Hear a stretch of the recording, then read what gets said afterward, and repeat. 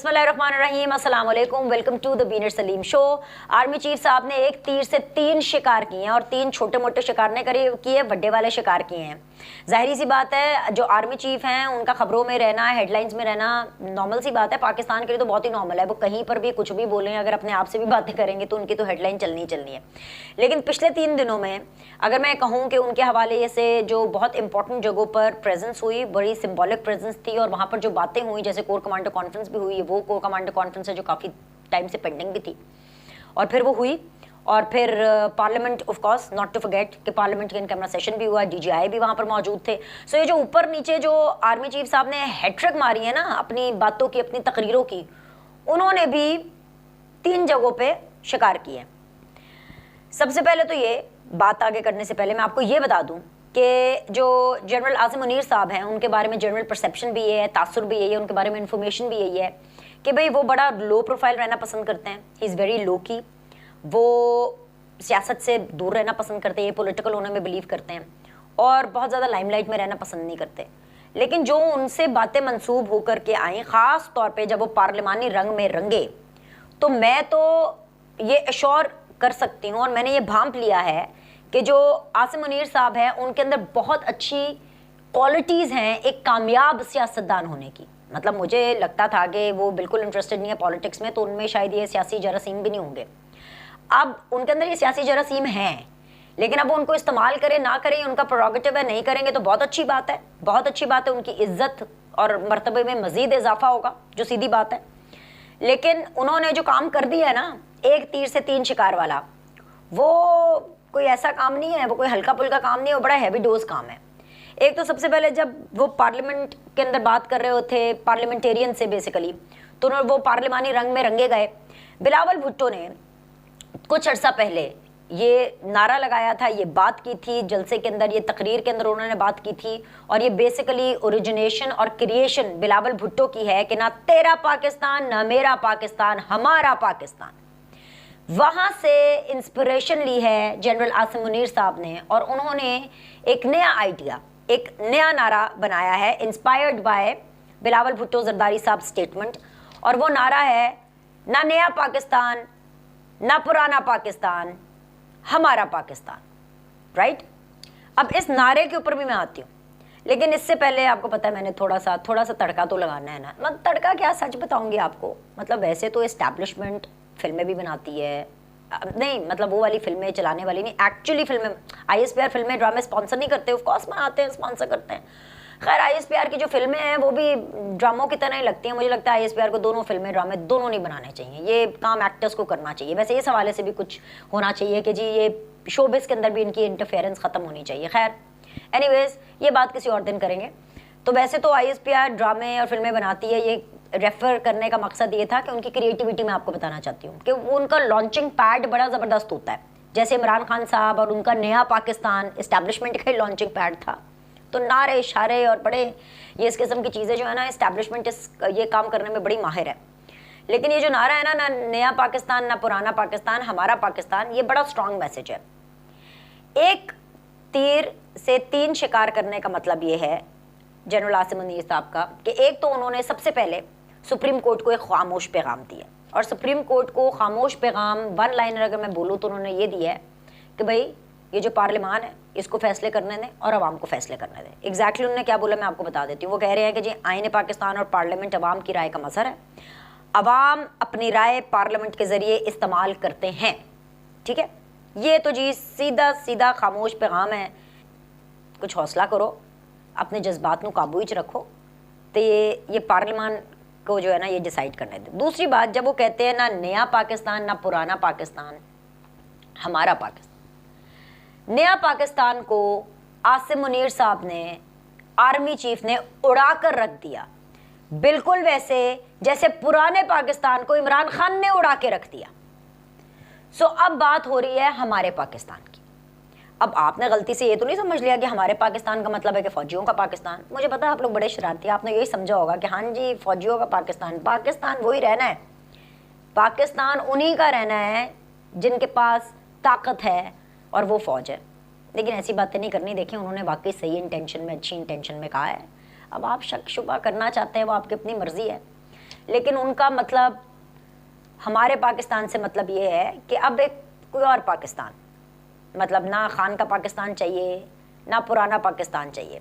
अब इसके अंदर मैसेज पुराने पाकिस्तान वालों के लिए भी है, वो पुराने पाकिस्तान वाले जो कि रीब्रांड हो करके अब शायद हमारे पाकिस्तान में आ गए, यानी शहबाज सरकार, PMLN, ये सारे लोग पुराने पाकिस्तान वाले ही हैं ना, पीपल्स पार्टी वगैरह वाले। नया पाकिस्तान पे काटा, मतलब खान पर काटा, और हमारा पाकिस्तान। अब हमारे पाकिस्तान से क्या मतलब है? हमारे पाकिस्तान से मतलब है कि जब आर्मी चीफ साहब ये कह रहे हैं कि जी मौजूदा बहरान का आईनी और सियासी हल हुकूमत को ही निकालना है, यानी जो करना जे तुसी करना जे, असी कुछ नहीं करना, और सियासतदानों के दरमियान मुज़ाकराती कोशिशों में मुलव्वस नहीं है। यानी ये जो ये APC है ना, और जो सारे लोग कह रहे हैं कि ये जो एकदम से सिराजुल हक साहब एक्टिव हो गए हैं और ये जी कोई इसमें आर्मी चीफ साहब का हाथ है, ये इसमें एस्टैब्लिशमेंट का हाथ है, तो उन्होंने उसकी एक क्लेरिफिकेशन दी, उसकी तरदीद की है एस्टैब्लिशमेंट ने, क्लियर कट। और वो ये कह रहे हैं कि जी जो सियासतदानों ने करना है ना वो खुद से करें। जैसे उन्होंने बयान दिया, सियासतदान भी बड़े समझदार थे, उन्होंने भी मौके को भांपते हुए ये रियलाइज किया कि उन्होंने डायरेक्ट मुज़ाकरात इमरान खान से नहीं करने। सो सिराजुल हक साहब जो कि जमात इस्लामी के हैं, उन्होंने ये बेड़ा उठाया है। उन्होंने इंडिविजुअली भी मुलाकातें की, इमरान खान साहब से उनको कॉन्फिडेंस में लिया, शहबाज शरीफ साहब से भी मुलाकात की, उनको कॉन्फिडेंस में लिया, और फिर ये APC का आइडिया फ्लोट किया जो कि एक्चुअली ईद के बाद होनी है। लेकिन होता ये नहीं है ना कि अच्छा जी अभी कह दिया ईद के बाद APC होनी है तो बीच में ऐसा कुछ नहीं होगा। हर रोज़, बल्कि मैं कहूँ कि हर घंटे के बाद सिचुएशन बदलती है, सिचुएशन चेंज होती है। अभी क्या है कि इस हवाले से जो APC के हवाले से टीम्स बनाई गई हैं, कमेटीज़ बनाई गई हैं, जिसको आप कह लें, चलें कमेटी कह लें, वैसे टीम्स हैं। PMLN की टीम है जी साद रफ़ीक साहब, और इसके अलावा PMLN की टीम में अयाज सादिक साहब शामिल हैं। इसके अलावा अगर पाकिस्तान तहरीक इंसाफ की बात करें तो उनमें परवेज़ खटक साहब हैं, उनमें एजाज चौधरी साहब हैं, उनमें महमूद रशीद साहब हैं, और इसका बाकायदा नोटिफिकेशन जो PTI है उन्होंने ऑफिशियली जारी भी कर दिया। अब ये तो है खबर जो कि सबको पता है, जो सरफेस पर है, जो रिपोर्ट हो रही है। अब एक वो खबर है जो हमें ज़राए बताते हैं, और ज़राए हमें ये बताते हैं कि इस APC से कुछ खातिर खान निकलना नहीं है। उसकी वजह क्या है? उसकी वजह यह है कि अगर ज़राए की माने तो इमरान खान साहब ने APC शुरू होने से पहले ही वो नैश डालने वाला काम होता है ना, वो ज़िद्दी बच्चा जो कहीं पे भी अगर किसी शॉपिंग मॉल में भी चला जाए और एड़िया रगड़ता रहता है खिलौनों को देख के कि नहीं जी मुझे वही वाला टेडी बियर चाहिए, वही वाला टेडी बियर चाहिए, फिर रोता है और सर पटकता है। जिन वो वाले बच्चे जिनको देखकर आपको लगता है कि आपको इन बच्चों को एक्चुअली सर पटकना चाहिए, बिकॉज ये इतनी मस्ती कर रहे हैं और इतनी बदतमीजी कर रहे हैं मार्केट्स में, पब्लिक प्लेस में आके। तो खान साहब ने पहले नैश डालते हुए अपनी 4 शर्तें आगे रख दी।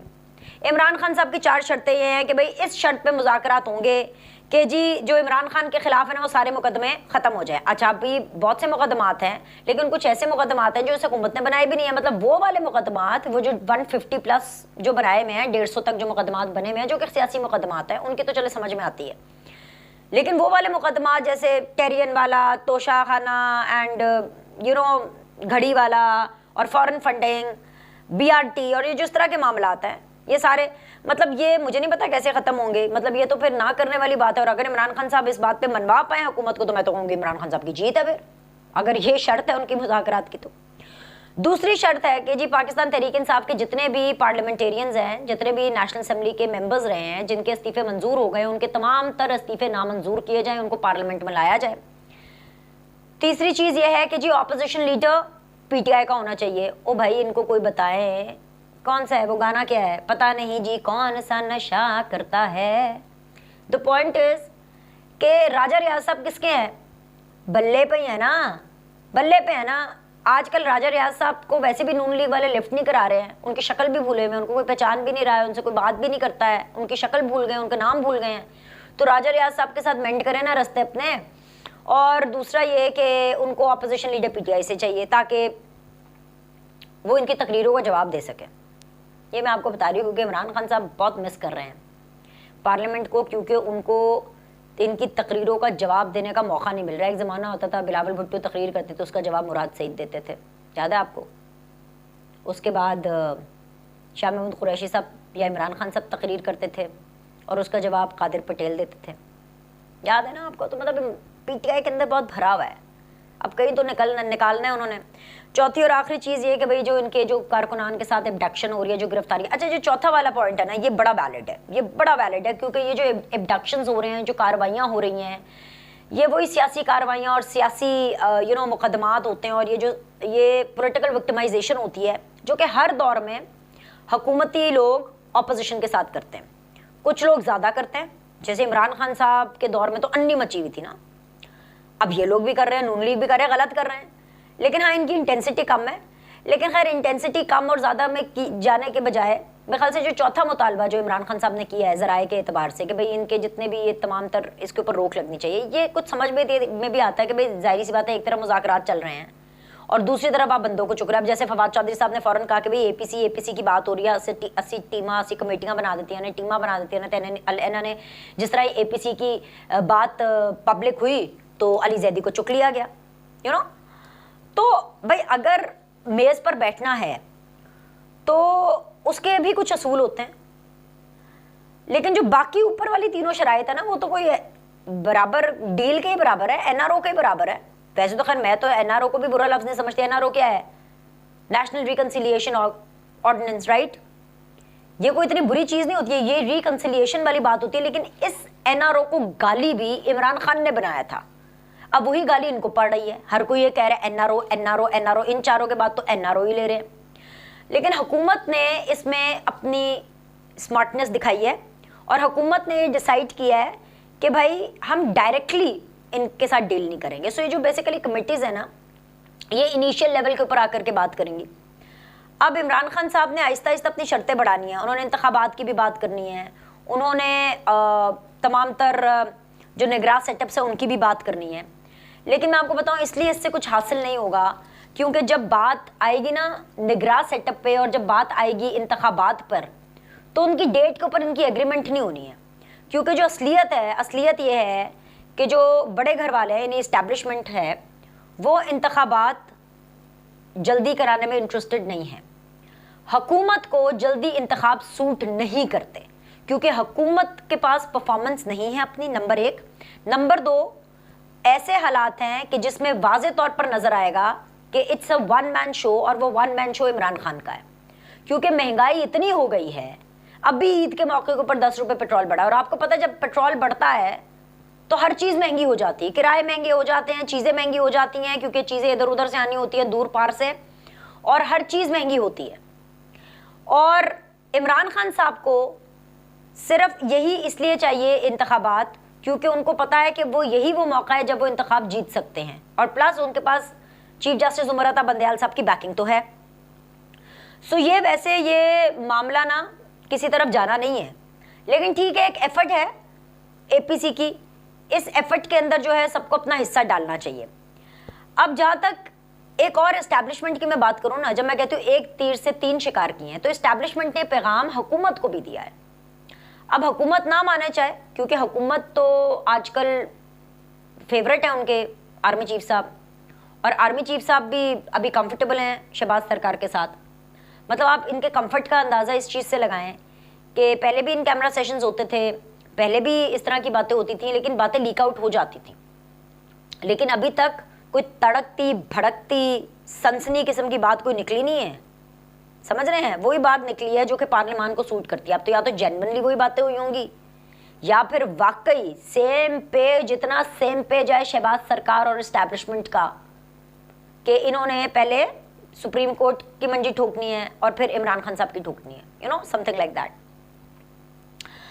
अब इशू ये है कि जो तीनों को पैगाम दिए गए हैं ना, इसमें एक चीज़ जो कि मौलाना फजलुर रहमान साहब के इंकशाफात से जुड़ती है, मैं सिर्फ वैसे आपसे शेयर कर रही हूँ, ये मेरे पास कोई खबर नहीं है, ये मैं सिर्फ आपसे शेयर कर रही हूँ कि मौलाना फजलुर रहमान साहब ने अभी एक इंकशाफ किया कि 2019 के अंदर, वो 2019 जब पीटीआई की हुकूमत थी और उसमें उन्होंने धरना नहीं दिया था इस्लामाबाद जाके, जहाँ पे सेम स्टेज के ऊपर आपको शहबाज शरीफ वगैरह भी नजर आए थे, वो जो धरना इन्होंने ख़त्म किया था वो इन्होंने जनरल फैज़ की गारंटी पे ख़त्म किया था, क्योंकि जनरल बाजवा ने जनरल फैज़ की ड्यूटी लगाई थी और गारंटी ये थी कि भाई ये हुकूमत को घर भेजेंगे, किस तरह से असेंबलीज टूटेंगी, कैसे इंतखाबात की डेट आएगी, ये सारी चीज़ें यहाँ तक प्लान की गई थी।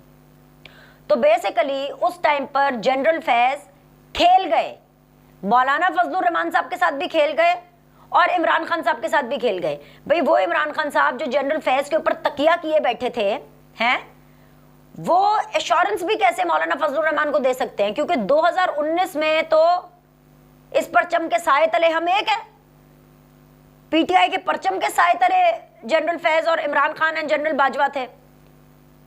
तो वो इस दोस्ती में, इस यारी में, इस चड्डी बड्डी में वो ये दोगलापन और ये धोखा कैसे कर सकते हैं कि वो मौलाना फजलुर रहमान साहब को ये एश्योरेंस करें? और अगर एश्योरेंस कर दी तो इसका ये मतलब है कि एस्टैब्लिशमेंट के अंदर ये कैपेबिलिटी होती है कि वो डबल ट्रिपल गेम करते हैं। अब इसके ऊपर अब जनरल फैज़ वो जनरल फैज़ हैं जिनके अगेंस्ट पीएमएलएन जोरों शोर से बोलती है, बाजवा साहब के अगेंस्ट नहीं बोलती। और जनरल फैज़ वो जनरल फैज़ हैं जिन्होंने अर्ली रिटायरमेंट ली। और जनरल फैज़ वो जनरल फैज़ हैं, इमरान खान साहब जिनके बारे में बोलते हैं कि वो ज़बरदस्त आदमी है और कोर्ट मार्शल जनरल बाजवा को होना चाहिए, जनरल फैज़ का नहीं, राइट? अब ऐसे में पीटीआई ने, फवाद चौधरी साहब ने कहा इंक्वायरी होनी चाहिए, बिल्कुल इंक्वायरी होनी चाहिए। मेरे शो के ऊपर इमरान इस्माइल साहब थे, मैंने उनसे कहा कि भैया क्या करना है, क्या आप लोग ऑन बोर्ड थे जब ये एश्योरेंस कराई जा रही थी जनरल बाजवा साहब की तरफ से मौलाना फजलुर रहमान साहब को? बेचारे मौलाना साहब के साथ तो बहुत बुरी होगी, एक तो पीटीआई ने उनका नाम डीजल रख दिया जो कि बहुत बुरी बात है, फिर बेचारे पार्लियामेंट में भी नहीं गए, और भी बुरी बात है। मतलब क्या जान लेंगे? वही तो मैं कह रही हूँ ना, मतलब इतना दुख देना है, इतना दुख देना है कि पार्लियामेंट में भी नहीं गए और फिर नाम भी ऐसे रख दिया, उनको टीज भी कर रहे हैं, उनका पारा भी हाई कर रहे हैं, उनके बारे में नारेबाजी भी कर रहे हैं, उनका मजाक भी कर रहे हैं, और फिर उनके बाद उनको इंश्योरेंस भी गलत दे दी। मतलब उनको तो लॉलीपॉप दिया ना इंश्योरेंस का, चलो चलो उठो उठो इस्लामाबाद से उठो, हाँ 2-3 महीने में सब खत्म हो जाएगा, हालांकि नहीं हुआ। सो ये कैपेबिलिटीज अपनी जगह पर हैं, डबल ट्रिपल गेम करने वाली। इस चीज के अंदर एक और मैसेज है, वो मैसेज ये है कि जो पुरानी इस्टेब्लिशमेंट की पॉलिसीज रही हैं और जो इस्टेब्लिशमेंट का पुराना गंद है वो भी साफ करने की कोशिश की जाएगी। अच्छा, अब उसमें कामयाबी मिले ना मिले दैट्स अ डिफरेंट डिबेट, लेकिन उसको साफ करने की कोशिश की जाएगी। लेकिन कम से कम इन चीजों से वो जो इमरान खान साहब है ना, उनकी लाइन क्लियर कर दी गई है कि भाई एक तो हमारा पाकिस्तान होगा और दूसरा कि जनरल फैज साहब भी जो है ना कोई दूध के धुले हुए नहीं थे। इमरान खान साहब तो अभी सिर्फ जनरल बाजवा को बैठकर रो रहे हैं ना कि कभी मिडिल ईस्ट के लोग बता देते हैं बाजवा साहब हमारे खिलाफ जो है वो साजिश कर रहे थे, और कभी उनको लगता है कि जी बाजवा साहब शहबाज शरीफ साहब के साथ डील कर बैठे क्योंकि नवाज शरीफ साहब डील नहीं कर बैठा था। अब उनको राज अफशा किए जाएंगे और उनके ऊपर अया की जाएगी जनरल फैज की भी असलियत, ताकि इमरान खान साहब को पता चले कि जिनसे वो फैज़याब होते रहे हैं या जिनसे वो बार बार फैज़याबी की तरफ माइल होते रहे हैं वो उनके लिए कितने लॉयल थे। लॉयल्टी का तो अंदाज़ा आप इसी चीज़ से लगा लेना जनरल फैज़ की, कि जब उन्होंने पूरी एक टीम बनाई जिनको कहा कि जी वो बुशरा बीबी साहिबा के कॉल रिकॉर्डिंग्स करें, देखें उनका इंटरेस्ट किधर है, और जैसे ही देखा कि वो थोड़ी सुपरस्टिशियस किस्म की खातून है, पीरी मुरीदी में फ़कीरी में है, इस किस्म की बातें वो करती हैं, तो उन्होंने अपना तो पीर इम्प्लांट कर दिया। मतलब जनरल फैज़ साहब तो पीर प्रोडक्शन कर सकते हैं, तो और क्या चीज़ें हैं। तो ये सारी चीज़ें ना सियासतदानों को दिमाग में रखनी चाहिए, और खान साहब को ख़ास तौर पे। तो ये खान साहब के लिए तो ये ज़ोर का झटका धीरे से लगाने की कोशिश की है, ये अभी भी उनको बड़े धीरे से झटका लगाया है, लेकिन अभी मज़ीद उनको मज़ीद जनरल फैज़ के हवाले से झटके लगते हैं।